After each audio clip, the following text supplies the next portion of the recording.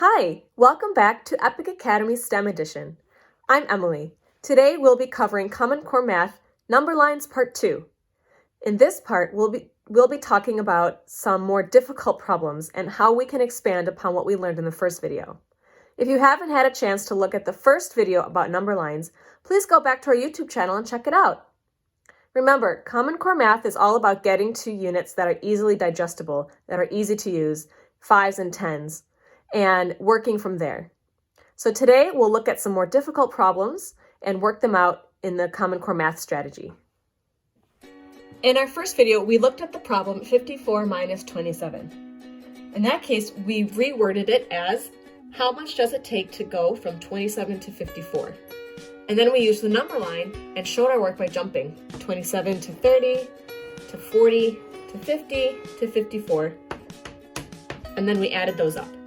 This will be a same strategy, but instead of showing the jumps on the number line, we'll write it as numerals. This is basically the same thing as the number line, but now we're going to add in the blanks.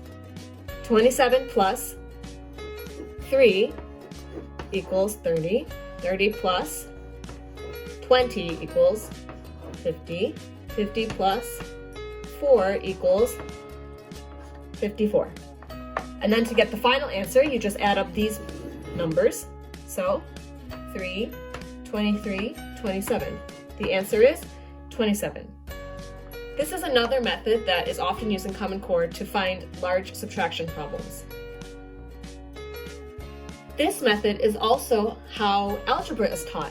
For example, if it was 27 plus x equals 30, then how much is x? Well, then you subtract 30 minus 27 is 3. X equals 3. So this is also a great way to teach basic algebra. Let's take a look at a subtraction problem that's really big. In this case, 924 minus 672. That's going to be really hard to put on a number line and do all the jumps. It's also going to be a little bit hard to go from 672 up to 924. So we're going to break it down a little bit easier.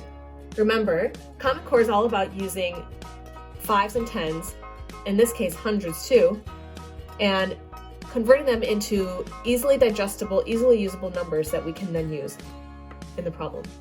So in this case, 924 minus, let's break it down to 600.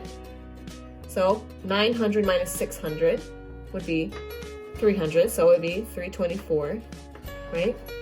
924 minus 600 would be 324. And then all that's left is 72. Well, you can't really subtract 72 from here. It doesn't really make it a whole number. So let's just try subtracting 20. So 324 minus 20 equals 304. So 72 minus 20 is 52. So in this case, we couldn't subtract all of 72, so we only subtracted 20 from the 72 to get 304. This is a lot easier now if you want to subtract 52. So 304 minus, let's do 50 first, equals 254. And then all that's left is the 2. So the answer is 252. Let's go over that one more time so you can understand it. When you teach your child, you have to obviously know what you're talking about so that you can teach it to your child. It's 924 minus 672. First, we're going to take away 600. So 924 minus 600 equals 324. And then we're going to take away, we can't take away 72 from 324 very easily. So we're just going to take 20 away because there's 20 here. So 20 is 304. Now we can take away 50. What's the 50 from? Remember, here we only took away 20 out of the 72. So what's remaining? The 52. So let's take away 50 from 304. 304 minus 50 is 254.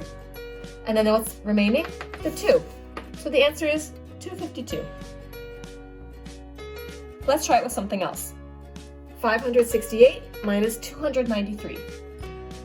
So taking 293 to 568 on the number line, again, that's going to be really difficult because these numbers are so big. So let's break it down. Remember, 5s, 10s, and hundreds. So let's first do 200, because that's a pretty easy number out of 568. So 568 minus 200 equals 368. What's left? 93. How can we take away 93 from 68? Well, we can't. It's going to take a lot of work. And remember, we're just trying to work in our heads really quickly. So instead, let's take away just 60. So 368 minus 60 equals 308. So we took 60 from the 93. So that leaves us with 33. So we still have to subtract 33. But subtracting 33 from 308 is a lot easier. 308 minus, in this case you could do 30 and then 3, but let's just try doing 33. Well, we know 308 minus 30 would be 278, minus 3, 275. Does that make sense? Let's go over it one more time, just so you can get it. 568 minus 293. Remember, we want to break it down in units that we can work with very easily. So we're going to start off with just 200 out of the 293. So 568 minus 200 is 368. Now what's left is 93. So taking 93 from 60, that's going to be really difficult. So we're just going to do 60 first. So 93 minus 60 is 33, and then we'll have to do 33 a little bit later. So first, we'll take away 60. 368 minus 60 is 308. And then 308 minus 33, because remember, 93 minus 60 is 33, is 275. Again, if this one is a bit confusing, you could just do it to 30. 308 minus 30 is 278. And then 278 minus 3, right? Because there's 3 here. 3. 278 minus 3 is 275. So this might seem really complicated for someone who grew up doing vertical subtraction. But in this case, it's really making it easier by breaking down the numbers in units that you can understand very quickly. This will be our last example in this video. 243 minus 87. Remember, taking 87 out of 243 might be a little bit difficult, so break it down in numbers that you can understand. I'll give you a few minutes to try and figure this out on your own, and then we'll go over it together.